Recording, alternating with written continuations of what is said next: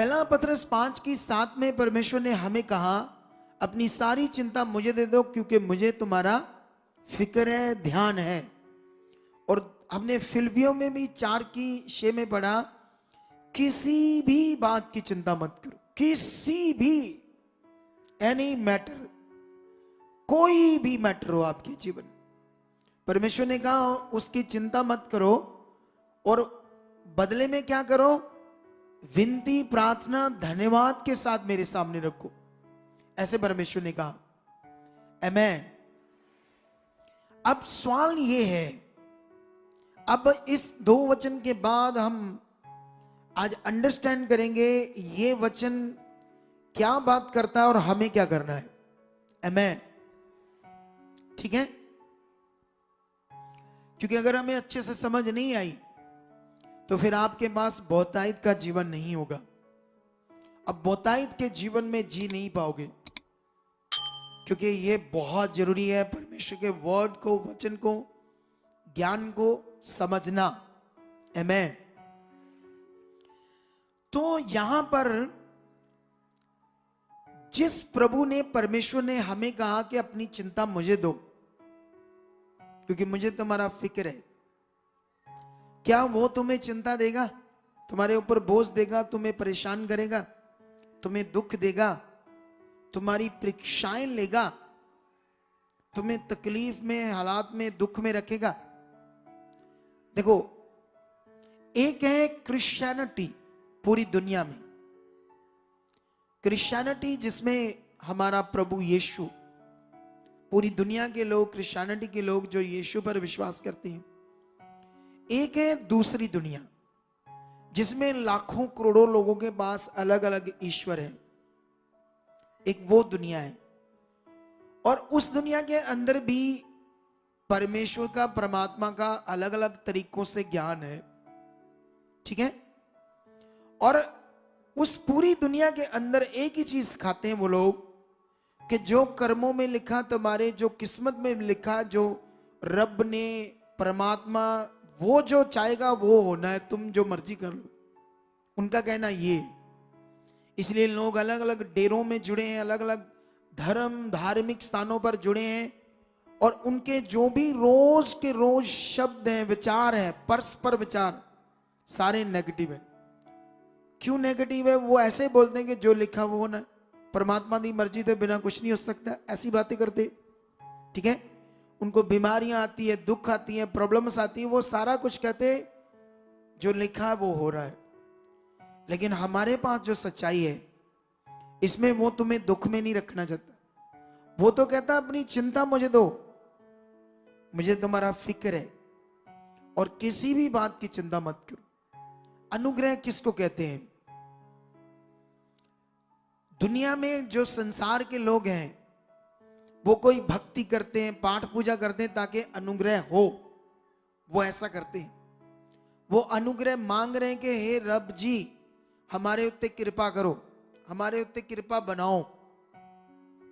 वो इसीलिए भक्ति, पाठ पूजा करते हैं ताकि उनके ऊपर कृपा हो। लेकिन तुम लोगों को भी कुछ ऐसा करना है जैसे आपके ऊपर क्या हो, कृपा हो? नो, क्योंकि ऑलरेडी तुम्हारे ऊपर हो चुकी है। यही तो सत्य का असली नजारा है। जिसको समझ आ गया तो वो बहुतायत का जीवन लेगा, और जिसको नहीं आएगा समझ, वो रोता रहेगा यीशु मसीह में भी। अरे क्रिश्चियनिटी में भी हमारे लोग क्या कर रहे हैं, इसी को नहीं समझ पा रहे, इसी चीज को ही।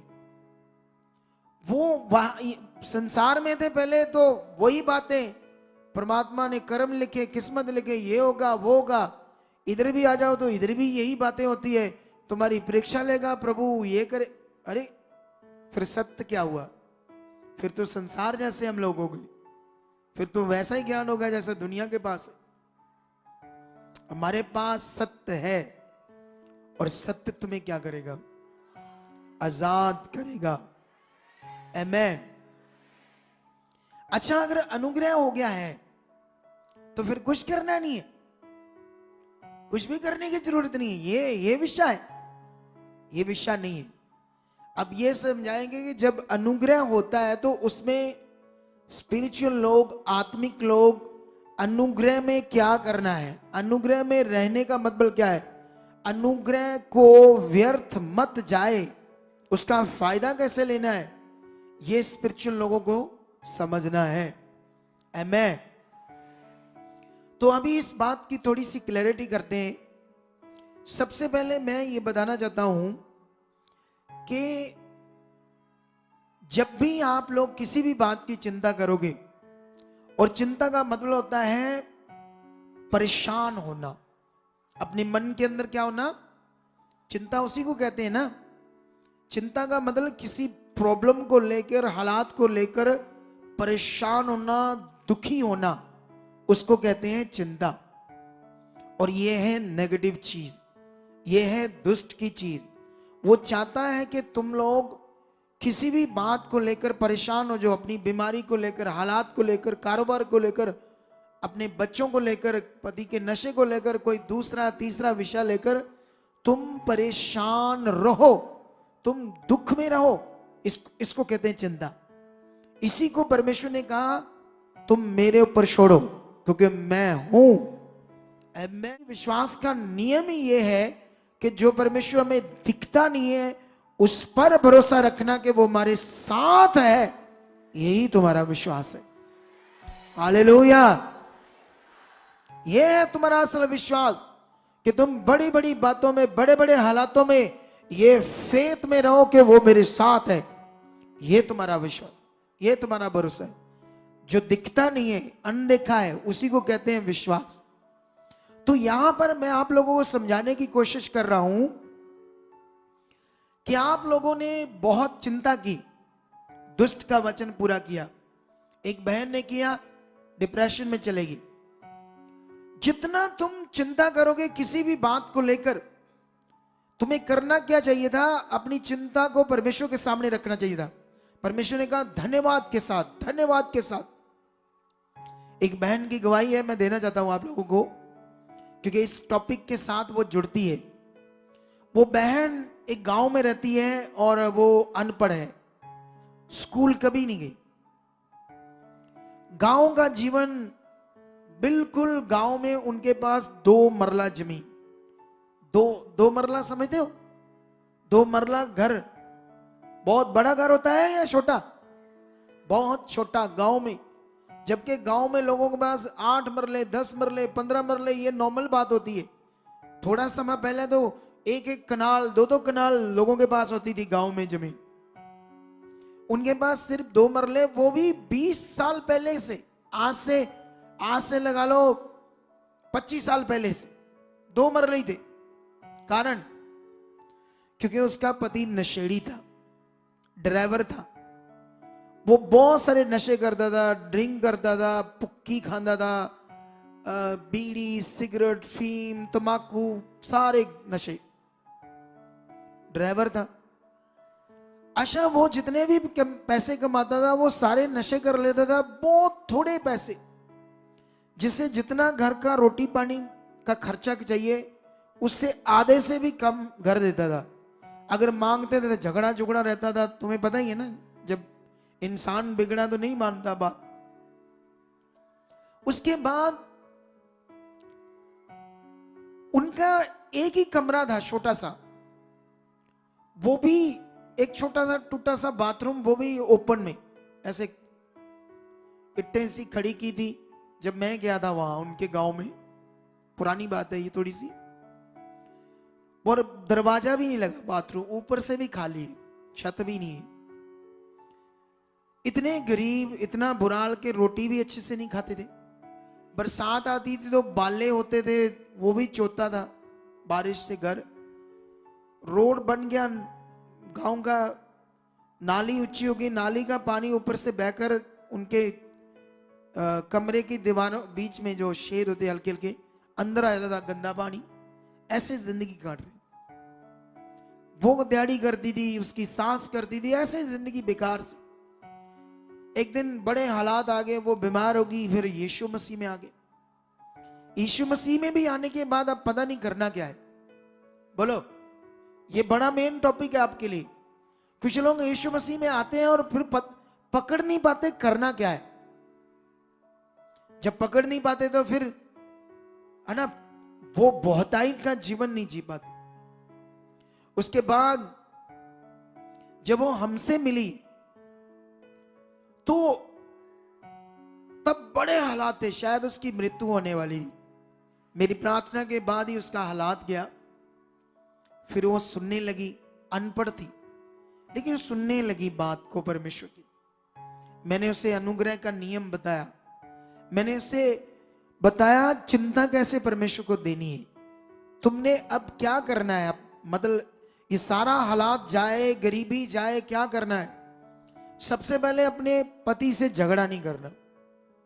वो करता है नशा, करने दो, लेकिन तुम्हें अंगीकार करना है ये नशा इसकी जिंदगी से जा चुका है। रोज उसको आत्मिक आंखों से देखना, ये नशा नहीं करता, ये नियम है आत्मिक। मैं कितने लोगों को समझ आ रही है? सबको आ रही है। अब वो जैसे ही घर, जैसे वो अपना रूम में जैसे उसने बीड़ी का बंडल रखा है, वो गोलियां रखी है नशे वाली, वो घर आया कहता मेरा वो बीड़ियां कहाँ, मेरी गोलियां कहाँ है? वो दौड़ कर ना पकड़ कर उसे ऐसे उसे कहती थी ये लो जी, खुशी से।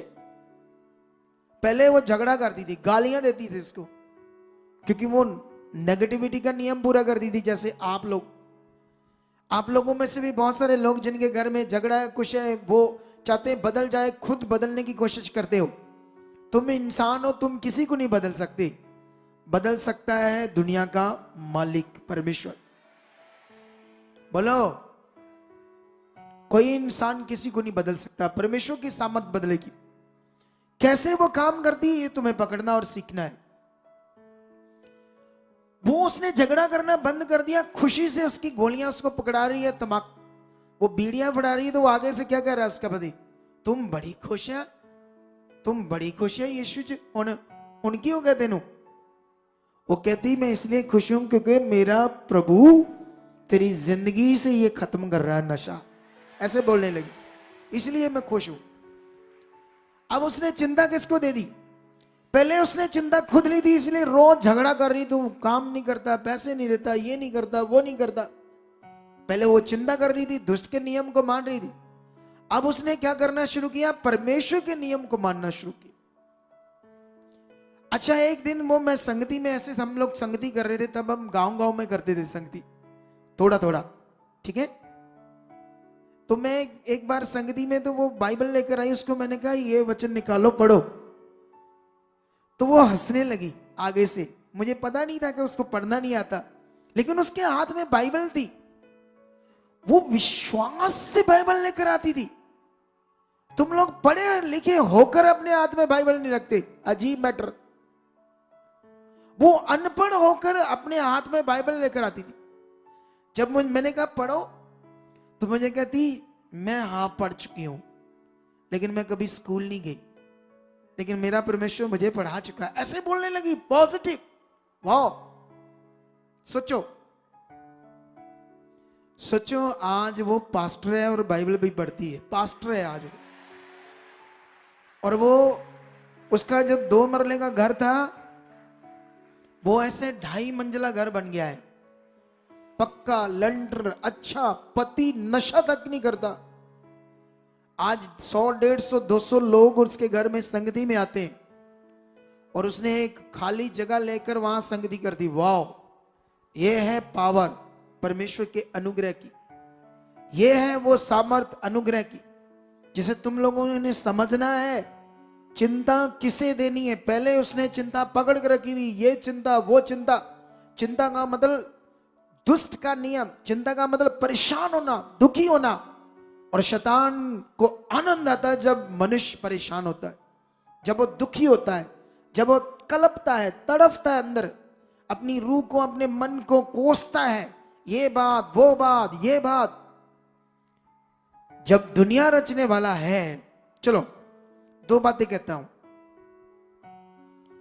क्या कोई इंसान, ऐसा इंसान आज रात को सोया और सोने के बाद रात को 2-2:30 बजे उठकर रोने लगा, ऊंची ऊंची रोने लगा, और उसको पूछा तू क्यों रो रहा है?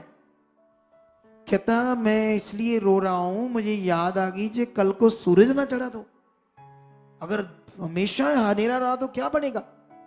इस बात को सोचकर रोने लगा। क्या दुनिया का कोई भी बंदा आज तक ये सोचता है ऐसा? क्यों? क्योंकि सारी दुनिया जानती है कुछ भी हो जाए ये खुदा का, परमेश्वर का नियम है, सूरज चढ़ना ही चढ़ना है, दिन चढ़ना है, उसका कानून है, उसके काम को जो उसने ठहराया कोई रोक नहीं सकता। अच्छा, एक आदमी था, वो किसी दूर बियाबान गांव में जाने वाले थे, 2-3 जाने। एक बंदा कहता तू ना ऑक्सीजन सिलेंडर ले ले साथ में, पता नहीं वहां ऑक्सीजन होगी कि नहीं होगी बियाबान जंगल में। क्या ऐसा कोई करता है?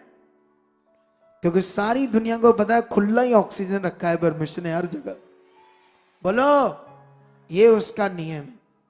जब तुम अनजाने में उसके नियम में चलते हो और वो इन चीजों की चिंता नहीं करते, उसकी ताकत जो इस दुनिया में काम कर रही है, और सारी दुनिया तो उसी परमेश्वर की बनाई है।